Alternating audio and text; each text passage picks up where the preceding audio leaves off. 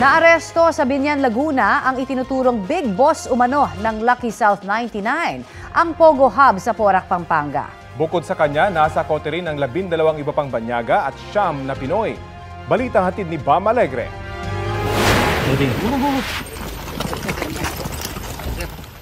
Sa cellphone video na ito, kuha ang aktwal na pagsalakay at pag-aresto ng mga otoridad sa Biñan, Laguna sa isa sa mga tinaguriang big boss daw ng isang malaking pogo.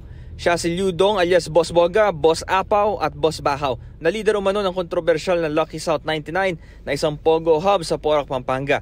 Pagbaba niya ng sasakyan sa labas ng isang bahay, pinadapa siya sa kalsada at binasahan ng kanyang mga karapatan. Isang buwan ng ginawang surveillance kay Liu Dong ng pinagsamang puwersa ng Bureau of Immigration, Department of Justice, Interagency Council Against Trafficking at PAOK o Presidential Anti-Organized Crime Commission. Siya po ay papunta sa kanyang sasakyan, lumabas ng kanyang bahay, lumabas po siya panandalian doon sa party kasama ang kanyang mga bodyguard, yung kanyang mga close-in, siguro mabibihin o may pupuntahan. Nung nakakita ng pagkakataon ng ating mga officers, yung ating mga ahente, sinunggaban na po siya at hawak-hawak yung mission order para sa kanya, nasa kote na ho natin siya.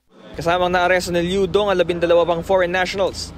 Valid daw ang mga visa ng mga banyaga pero wala silang mga travel document. Sa tulong ng interpreter, dumepensa si Liu Dong. Git niya, hindi siyang hinahanap ng mga otoridad. Okay, maybe he thinks he's arrested strong guys, and then maybe after that he will provide the passport. Inaresto rin ng mga operatiba ang 9 na Pilipino na nagtatrabaho para sa mga foreigner. Sila ay mga driver, personal assistant at mga bodyguard. Itinanggi ng mga Pinoy na sangkot sila sa pogo. Nabigla lang po kami, sir. Hindi po namin alam na ganun yung mga problema. Nabigla rin kami, sir.